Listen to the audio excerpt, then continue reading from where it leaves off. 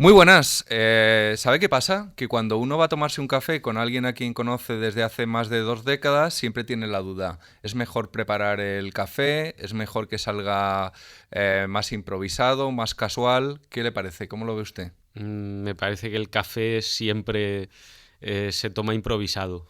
Es parte de su encanto. Hombre, llevamos más de 2 décadas preparándolo. Hace ya más de 2 décadas, más de media vida que nos conocemos, Bueno, pues vamos a intentar que salga bueno hoy también. sin duda. Transmedia, el programa de investigación en comunicación. Esteban Galán. Muy buenas, esto es Transmedia. Estamos con Rubén Lledó en el control técnico del Laboratorio de Ciencias de la Comunicación en el Estudio 2. Muchas gracias, Rubén, y muchas gracias a la Universidad Jaume I, que nos provee de estas facilidades de las que disfrutan nuestros estudiantes de grado y máster de Ciencias de la Comunicación. Y tenemos un conmicro muy especial porque estamos con el profesor, pero también director, Agustín Rubio. Hace unas fechas estuvo con nosotros. Debo decirle que estuvo mucho rato la otra vez. Hicimos Mucho. el programa más largo de la historia de Transmedia por mucho, es decir, fue un contenido de 1 hora y media. Me cabe ese dudoso honor. Le cabe ese dudoso honor, un contenido de 1 hora y media que debo decirle que ha funcionado extraordinariamente en múltiples plataformas. Ha sido un cañón porque era un contenido que preparamos. ¿Con qué objetivo? Pues era un objetivo principalmente docente. Tenemos el curso Cinemaula, que es una propuesta de educomunicación. Es un curso que preparamos, bueno, pues con otros. Lo dirige la profesora Saila García Catalán. Y bueno, pues con otros compañeros del departamento, pues bueno, pues Roberta Arnau. Es un problema nombrar porque siempre nos vamos a dejar a alguien, pero bueno, vamos a mandar un saludo a Roberta Arnau, a Aaron Rodríguez, a Marta Martín, a Teresa Sorolla. Ayúdeme, que estoy diciéndolo Etcétera, yo. etcétera. Etcétera, Antonio Lorillo, en fin, a todos los compañeros que participan en ese contenido. Nosotros propusimos algo alternativo, que era que el tema que preparamos juntos pues tuviera fundamentalmente un entregable sonoro, y entonces diseñamos una edición especial de Transmedia donde hablábamos de las distintas fases de la producción audiovisual, desde la ideación, bueno, pues hasta la postproducción del contenido, y tengo un recuerdo muy, muy especial. Debo decir que creo que usted también tiene un buen recuerdo. Sí, lo recuerdo de una manera muy vívida. Además, ¿cómo olvidarse de 1 hora y media de Parlamento? Es complicado, ¿no? Yo me sentí tuve la sensación de ser un exprimidor usted en este caso era el cítrico, yo era el exprimidor, pero salió zumo. Bueno, espero que no me den el premio Limón al parlamentario del año más ácido. Espero ser la naranja. Vamos a intentar que no. Ayer por la mañana me acordé de usted porque tengo tengo 2 hijas, bueno, pues una de 11 años, otra de 3, y la de 3 pues ayer pues se levantó, digamos, con el pie izquierdo. Y entonces salió al rellano por partida doble. Y y me acordé de usted, el cortometraje Rellano, que era el que nos presentaba en la anterior ocasión. Hoy no, hoy presentamos otra producción, ahora veremos cuál. Le ha dado unas cuantas alegrías, ha viajado por bastantes festivales, cuéntenos. Sí, bueno, el corto nos ha dado sobre todo más alegrías internacionales que nacionales, y desde luego yo he aprendido mucho acerca de cómo funciona actualmente la distribución, que es algo que ha cambiado radicalmente en el panorama de los cortometrajes en los últimos años. Antes había muchos menos cortos y había bastantes menos festivales, de manera que, bueno, desde que te pagaban el viaje, la estancia, etcétera, actualmente hay una... Se comía y se bebía, había fama de que en los festivales de cine se comía y se bebía. Sí, y más cosas. Yo solo puedo dar un dato concreto. Hace más de 20 años,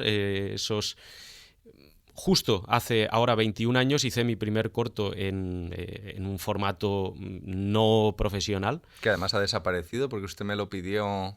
¿Es el que tiene desaparecido? Digamos que lo tengo en un formato que no es reproducible, sí. Vale.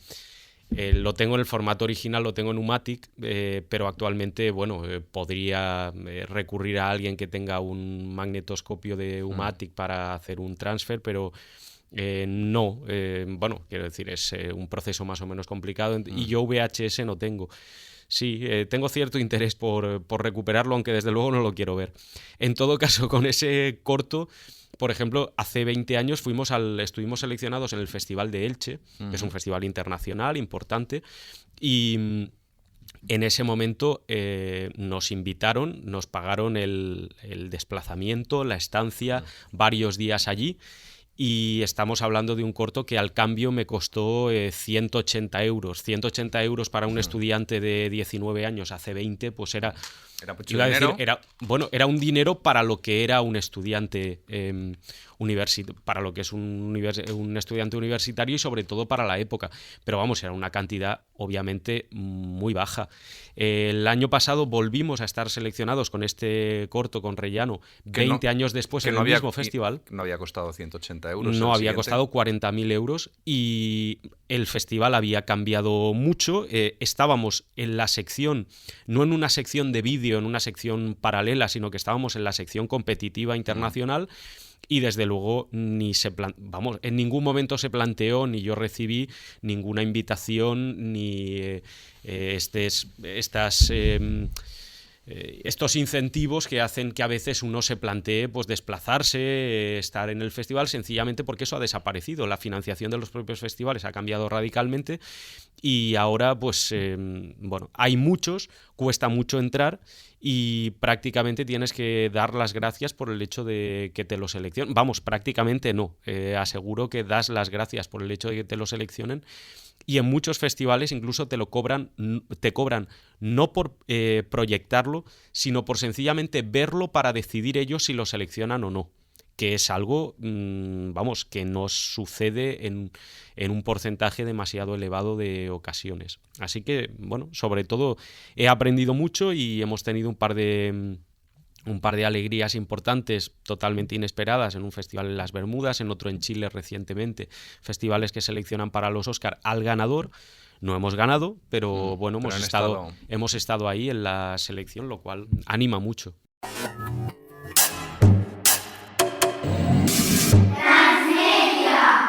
El profesor y director Agustín Rubio lleva, digamos, en la Universidad de Jaume I 11 años, fundamentalmente, ha impartido Llevo 13. Lleva 13. Ah, claro, el que lleva 11 soy yo, es verdad.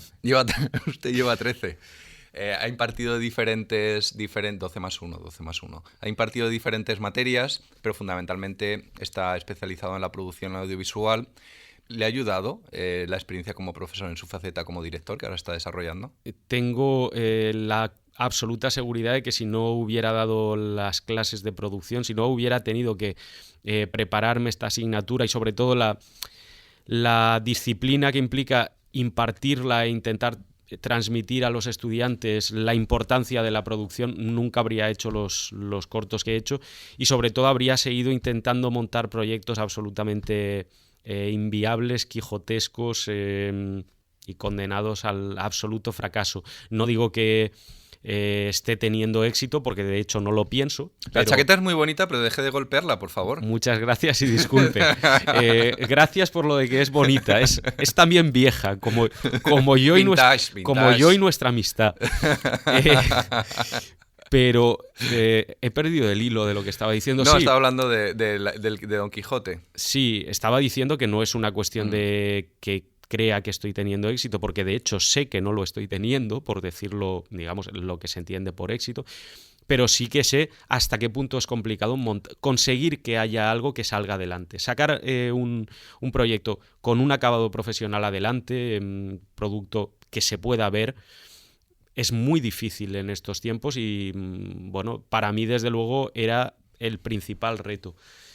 Cuando ya llevas 20 años intentando montar cosas y lo máximo que has conseguido hacer han sido cortos de batalla o mediometrajes entre amigos en plan guerrilla, tienes ya el gusanillo de conseguir eso que, aparentemente es tan sencillo de hacer un producto con un acabado profesional, pero que realmente a la hora de la verdad se revela bastante difícil. Entonces usted la faceta como profesor de producción audiovisual la ha enseñado a limitarse. ¿Por qué es importante la limitación antes del proceso de creación? Diría que lo es siempre y sobre todo en los parámetros en los que nos movemos en la industria española y valenciana más concretamente. quiero decir, nuestra industria, yo creo que es algo consustancial al cine o al audiovisual en general. Siempre tenemos que lidiar con el número de días de rodaje. Si tenemos 4 días de rodaje, intentamos apretar para hacerlo en 3 y así ahorrar o reservar una parte del presupuesto. Si lo tenemos para 3, intentamos que sea en 2, pero actualmente, y más en los cortos, que dependen en gran medida si no de la autofinanciación, de la financiación a través de las instituciones, las ayudas públicas, etcétera, aportaciones de organismos públicos o semipúblicos, también de otro tipo de instituciones, de organizaciones, pero dependemos de, normalmente, no del capital privado en la medida que realmente es una inversión que no se recupera. Claro, siempre estamos hablando de que las fuentes de financiación son exiguas. Entonces, la importancia de limitarse es porque sabes que todo aquello que te plantees, como todas las alegrías que tú te permitas cuando escribas un guión, después vas a tener o que renunciar a ellas o van a convertirse en obstáculos que fácilmente se pueden llegar a convertir en algo insalvable y que dé al traste con el proyecto en su conjunto. Sí, el esfuerzo y la implicación del equipo puede hacer que 8 euros de producción se conviertan en 10 en la pantalla, pero intentar convertir 1 euro de producción en 10 es hacer el ridículo normalmente. Sí, aparte también yo tengo la experiencia relativamente reciente de, antes de Rellano, haber intentado montar un proyecto en esos parámetros voluntaristas, de hacer algo con un acabado profesional, pero con un equipo que estuviera,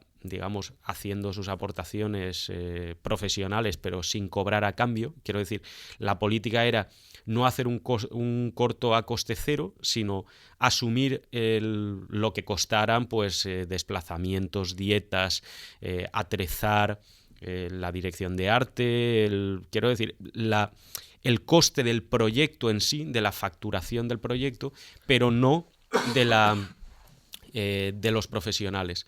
Y ese proyecto no salió. Y no salió porque realmente cuando se depende hasta ese punto, de ese voluntarismo al que me estaba refiriendo antes, ocurren muchas cosas en el que en el audiovisual, ya digo, acaban dando al traste con los proyectos o haciendo que sean muy complicados. Desde que la gente, en el momento en el que no le pagas, lógicamente quiere tener mayor cuota de participación de una manera perfectamente legítima en los proyectos, en el sentido de, si yo no cobro, quiero sentirme no solo orgulloso, sino implicado en este proyecto, y por lo tanto quiero, si no coautoría, desde luego quiero que la fotografía no solo refleje lo que tú tienes en la cabeza, sino la estética que a mí me interesa o me gusta, y además la que considero que yo después voy a poder aprovechar, rentabilizar para mi carrera, hacer una determinada inversión. Y estamos hablando de la fotografía, estamos hablando del sonido, estamos hablando de las interpretaciones, estamos hablando de absolutamente todo. Decía, eso está por un lado, y después está el hecho también perfectamente lógico y legítimo de que la gente, en el momento en el que no cobra, se mete en los proyectos de una manera muy idealista, pero en el momento en el que esos proyectos idealistas entran en colisión con cualquier tipo de actividad que sí que suponga algún tipo de remuneración, aunque esa otra actividad le plantee a priori menos alicientes o tenga menos alicientes, pues normalmente es probable que se acabe decantando por esta última, por una sencilla razón de supervivencia. Le voy a ceder la pantalla de mi ordenador portátil. Ahí aparece es un diccionario. Si le puede leer a nuestros selectos pabellones lo que pone ahí. Pues lo digo por una cosa, porque estaba hablando, básicamente lo que me estaba diciendo, traduzco que producir a coste cero o casi a coste cero es un lío. Sí, es más que un lío. Es más que un lío, es un embolcall. ¿Y qué pone ahí en la pantalla del ordenador portátil? Sí, bueno, embolcall vienen las dos definiciones de la palabra embolcall, que quiere decir en valenciano envoltorio, y la define como material que servís per embolicar un objecte o un producte, I una segunda acepción, pesa en forma de calces feta d'un teixit absorbent, especialment de cel·lulosa, que es posa als nadons per absorbir i retenir els seus excrements. Que traducido al castellano sería... Volquer, No, pero es decir, un pañal. un pañal. Mm. ¿En cuál acepción de esas estaba pensando usted? Porque en Volcay es el título de su último trabajo que nos acaba de presentar en los cines ABC Park de Valencia. Hay que decir que los cines ABC Park, especialmente la sala donde usted lo hizo, probablemente sea una de las mejores salas de la capital, si no la mejor. Son las salas más grandes desde el punto de vista del número de butacas que hay en la capital. Luego, Un cine histórico, además. sí. Para mí, desde luego, es muy emocionante ir allí, a donde voy hay 2 y 3 veces a la semana, muchas veces. A ver cine, además. Sí, sí. Claro, vas a una pantalla en la que sueles ver películas, además, grandes, porque estamos hablando de que las que nos han cedido amabilísimamente han sido, tanto en el corto anterior como en este, las 2 más grandes que hay, las contiguas, la A y la F. Y bueno, ver una cosa que has hecho tú en una sala de 460 butacas cuando ponía ese ejemplo. Green Book, la película que ha ganado el Oscar, yo la vi en los parques y no la vi en esas salas, la vi en una aproximadamente de 1/3 del tamaño de la que nos cedieron. Claro, realmente es bueno, las palabras se le quedan cortas. Es una experiencia muy emocionante y sobre todo cuando... Rodeado de amigos, de compañeros, de colegas, además. Sí, bueno, eso digamos que lo voy llevando mejor, pero a mí enseñar... No, pero yo le vi muy cómodo. Digamos que dentro vale. dentro del Vale, formato uno acaba sintiéndose cómodo, pero no acaba de ser... no sé si decir plato de gusto, es un tipo de acto, a mí desde luego ya a estas alturas no me quita el sueño, me quitan mucho más el sueño, por ejemplo, que me lo quitan poco, los días de rodaje. Una vez que ya el producto está terminado, hombre, reconfiéselo, los días de rodaje de este corto yo creo que sí que le debieron de quitar el sueño. En absoluto, ¿No? no me lo quitaron. Me lo quitaron mucho más en el anterior que en este. En el anterior sí que me costaba dormir y estaba, digamos, recuerdo que la cabeza me iba...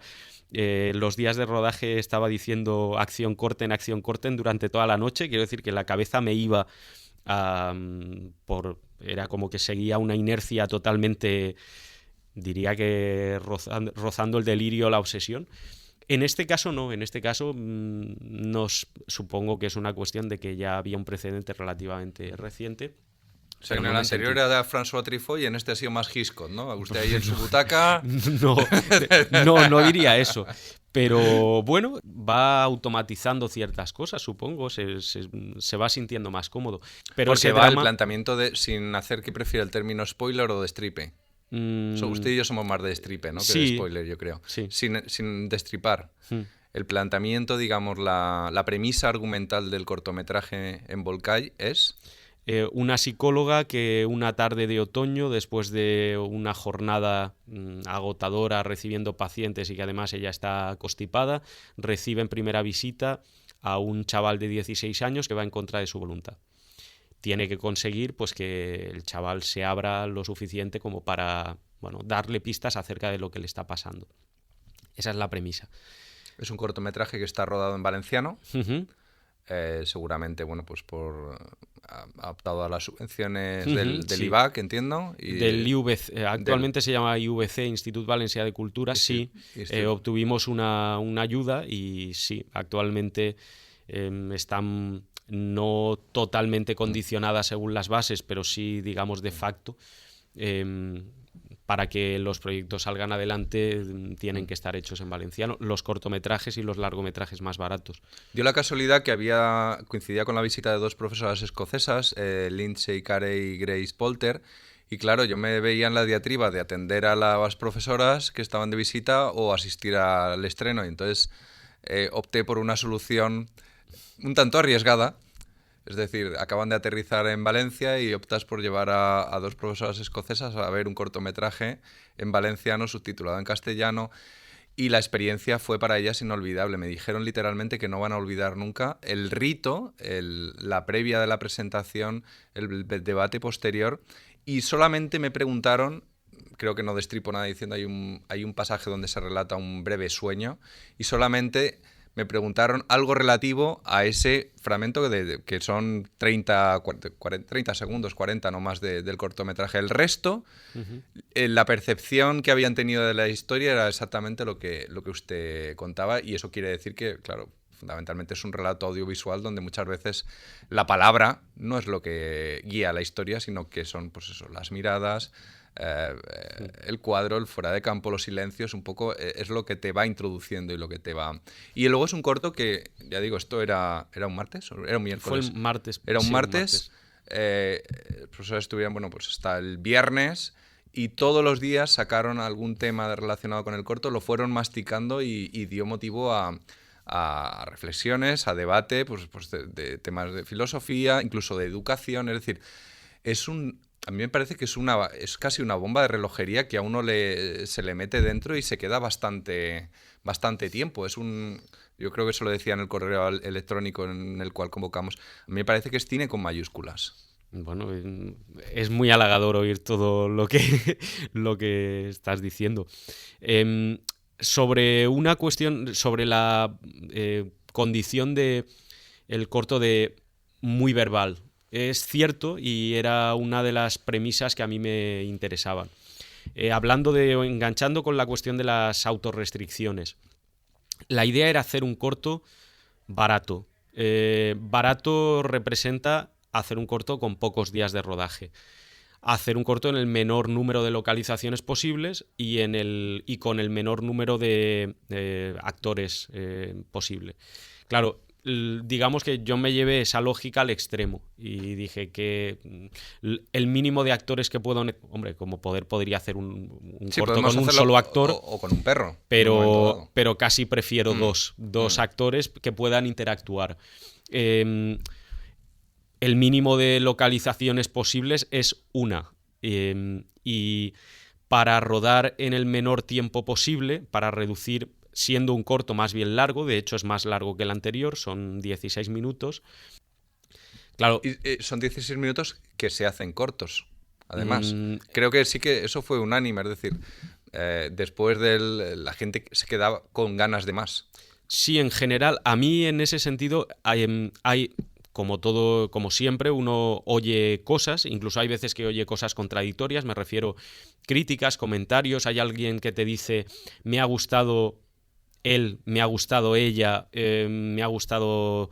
hay tal aspecto, hay tal parte que a lo mejor me parece un poco... Bueno, este tipo de cuestiones, pero prácticamente hay un comentario bastante unánime en ese sentido, es que el corto no se hace largo. Y yo en eso sí que, digamos que en esa virtud sí que estoy bastante de acuerdo. Puedo entender perfectamente que no le guste o que no entre en la historia o que le parezca que no pasa nada. Hombre, la historia puedes no entrar, pero es que la historia te coge, te mete la mano, te clava las uñas dentro, se te mete en la entraña y te tira para adentro. Es decir, como espectador es una experiencia. O sea, el cortometraje es una experiencia, no se activa la pulsión escópica, va a la emoción directamente desde el principio. Estamos hablando de un chaval, de un adolescente que está pasando, bueno, pues por una situación vital muy complicada y para él internamente complicadísima. Y bueno, entonces... Y el corto, digamos, consigue meternos, posicionarnos dentro de esa situación vital, mirar con sus ojos y jugar con eso, una partida de ping-pong con el personaje de la psicóloga. Yo tenía todo el rato la sensación de estar asistiendo a una partida de ping-pong. Sí, bueno, pero una partida de ping-pong dramática a todos los niveles. Sí, claro, eso tiene que ver también con cuál es digamos, iba a decir la esencia, la mecánica de una terapia, en la que la persona, el paciente, normalmente, digamos que va con una necesidad de de expresarse y al mismo tiempo va con una resistencia. Resistencias que en unos casos hay una parte que es consciente y hay otra parte que es inconsciente. Y el arte del psicólogo consiste precisamente en, digamos, conseguir desenvolver a la persona y conseguir que se quite la máscara y que confíe en el terapeuta y le diga aquello que le remuerde. Incluso que exprese aquello que estaba decidido a no decir y que a veces lo exprese a través de, digamos, subterfugios, máscaras, a través de tics, a través de determinados gestos que manifiestan esa parte inconsciente. En ese sentido es en el que, enlazando con la cuestión que hablábamos antes, el corto es muy verbal. Es muy verbal porque no puede dejar de ser verbal, en el sentido de que son dos personas en una habitación haciendo lo que se hace en terapia. Y en terapia lo que se hace es hablar.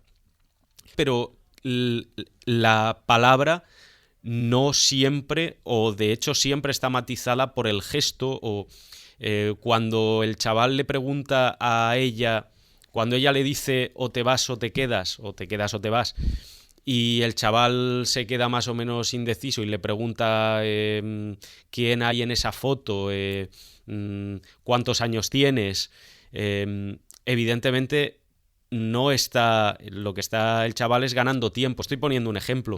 Cuando ella le responde 40 y le dice solamente 40, de una manera absolutamente, quiero decir, le responde de una manera objetiva, denotativa, si queremos decirlo así, pero con una sola palabra, tajante, está dando, digamos, satisfacción a esa pregunta o a esa demanda, pero al mismo tiempo le está diciendo más cosas, le está diciendo no me voy a chantar por el hecho de que tú me digas a mí que soy una cuarentona, cosa que evidentemente me va a molestar, porque a todo el mundo... Usted lo es. Sí, yo lo soy. Usted es cuarentón. Iba a decir ya mucha honra.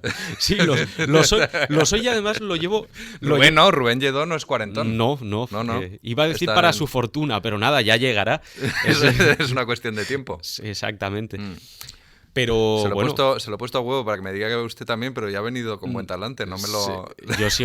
Yo siempre estoy... He visto que le apetecía decírmelo, pero Siempre estoy de buen talante. No. Yo a las provocaciones no respondo. Hago como la psicóloga.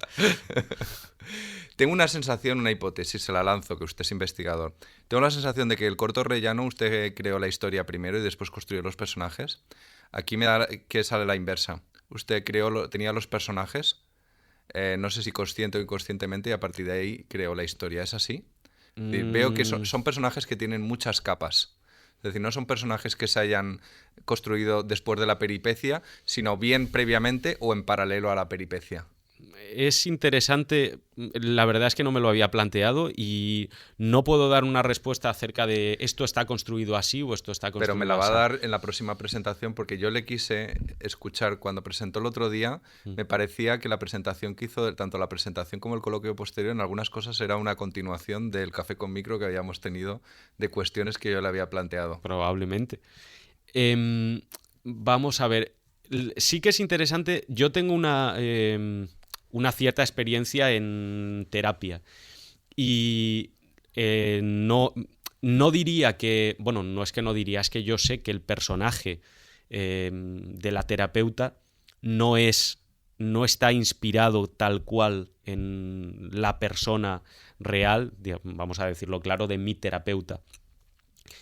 Pero supongo que de una manera inconsciente sí que hay determinados rasgos que están extrapolados, si queremos llamarlo así, o que están proyectados. Sobre todo porque en terapia yo creo que el terapeuta lo que tiene que hacer es una especie de vaciado de su personalidad. Quiero decir que a lo que hace es intentar anular su propia personalidad, en el sentido de intentar ese ejercicio de no entrar en las provocaciones que le pueda plantear. Que yo no hago terapia, yo hago radio, ¿eh? No entrar en las provocaciones que le pueda plantear el paciente, no, digamos, intentar desvelar esas resistencias, pero hacerlo de la manera más discreta posible, con menos intervención.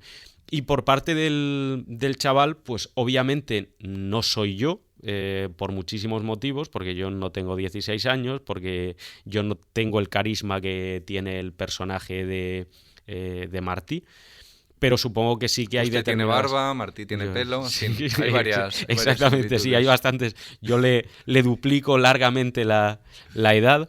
Y que es un monstruo, por cierto. Es un bicho. Es un muy buen actor desde mi punto de vista, sí. Yo creo que es uno... Yo me siento muy, muy satisfecho y muy agradecido por el por el hallazgo de Carles, porque creo que tiene una carrera por delante y ojalá que La ha descubierto usted, haya además. gente, bueno, digamos... Vamos a oír hablar de él seguramente. Solamente por eso ya merece el visionado del corto. No voy a adelantar nada, pero sí que quiero mandarle un saludo al director de fotografía. Creo que la experiencia de Volcay es única, es una experiencia única. No van a asistir a un cortometraje igual, no han asistido ni lo van a hacer porque es un cortometraje que tiene un nivel de riesgo altísimo en el planteamiento visual y también de guión, pero fundamentalmente visual. Y creo que la factura y el resultado es muy emocionante. Hemos terminado, profesor Agustín Rubio, pero quiero irme con un regalo. Regáleme una película. Así de buenas a primeras. El hombre tranquilo, por ejemplo, porque es seguramente uno de los grandes clásicos y al mismo tiempo es una película relajante, quiero decir, no es una película que resulte imponente como Ciudadano Kane, que te abruma. Te abruma, sí. Te La aplasta. palabra es que te es llena de abruma. energía el hombre tranquilo. Y ese Es color, abrumadora. ese tratamiento del color que tiene. Sí. Pues con ese color del hombre tranquilo lo vamos a dejar hasta aquí, pero usted y yo sabemos que esto continuará. Pues ojalá. Ha sido un placer, profesor Agustín Rubio. Lo mismo digo. Más contenidos en comtransmedia.com. Transmedia.